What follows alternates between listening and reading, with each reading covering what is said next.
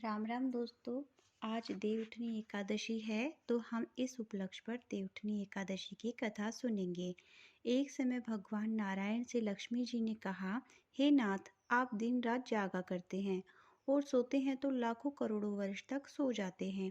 उस समय समस्त चराचर का नाश भी कर डालते हैं। अतः आप नियम से प्रतिवर्ष निद्रा लिया करें, इससे मुझे भी कुछ समय के लिए विश्राम मिल जाएगा।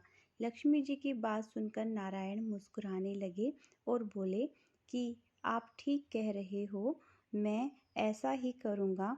तुम्हारे कथनानुसार आज से मैं प्रतिवर्ष 4 माह वर्षा ऋतु में शयन किया करूँगा।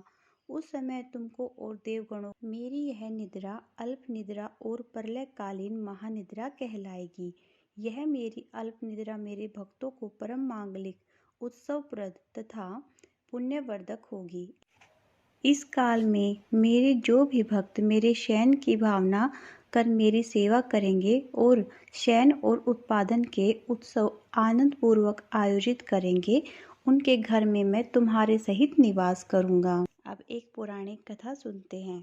एक राजा के राज्य में सभी लोग एकादशी का व्रत रखते थे। वहाँ की प्रजा नौकर चाकरों से लेकर पशुओं तक को एकादशी के दिन अन्न नहीं दिया जाता था। किसी दूसरे राज्य का एक व्यक्ति राजा के पास आकर बोला, महाराज, कृपा करके मुझे नौकरी पर रख ले। तब राजा ने उसके सामने एक शर्त रखी कि ठीक है, रख लेते हैं, लेकिन रोज तो तुम्हें खाने को सब कुछ मिलेगा, पर एकादशी को अन्न नहीं मिलेगा। उस व्यक्ति ने उस समय हाँ कर ली, पर एकादशी के दिन जब उसे फल आहार का सामान दिया गया तो वह राजा के सामने जाकर गिड़गिड़ाने लगा, महाराज, इससे मेरा पेट नहीं भरेगा, मैं भूखा ही मर जाऊंगा, मुझे खाने के लिए अन्न दो। राजा ने उसे शरत की बात याद दिलाई, फिर वह अपनी बात पर अड़ा रहा और अन्न छोड़ने को राजी नहीं हुआ। तब राजा ने उसे आटा, दाल, चावल आदि दिए। वह नित्य की तरह नदी पर पहुंचा और स्नान कर भोजन पकाने लगा। जब भोजन बन गया तो वह भगवान को बुलाने लगा, आओ भगवान, भोजन तैयार है। उसके बुलाने पर पीताम्बर धारण किए भगवान चतुर्भुज रूप में आ पहुँचे और प्रेम से उसके साथ भोजन करने लगे। भोजन आदि करके भगवान अंतर्ध्यान हो गए और वह अपने काम में चला गया। 15 दिन बाद अगली एकादशी को वह राजा से कहने लगा कि महाराज, मुझे दुगना सामान दीजिए। उस दिन तो मैं भूखा ही रह गया। राजा ने कारण पूछा तो उसने बताया कि हमारे साथ भगवान भी खाना खाते हैं, इसलिए हम दोनों के लिए ये सामान पूरा नहीं होता। यह सुनकर राजा को बड़ा आश्चर्य हुआ। वह बोला, मैं नहीं मान सकता कि भगवान तुम्हारे साथ भोजन खाते हैं।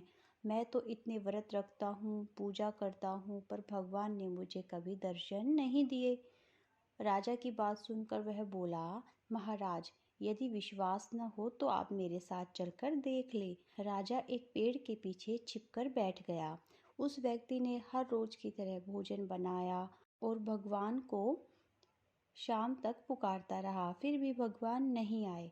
अंत में उसने कहा, हे भगवान, यदि आप नहीं आए तो मैं नदी में कूदकर प्राण त्याग दूंगा। फिर भी भगवान नहीं। तब वह प्राण त्यागने के उद्देश्य से नदी की तरफ बढ़ा।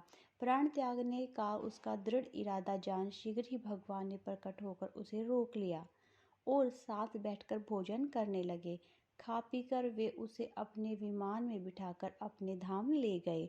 यह देख राजा ने सोचा कि व्रत उपवास से तब तक कोई फायदा नहीं है जब तक मन शुद्ध न हो।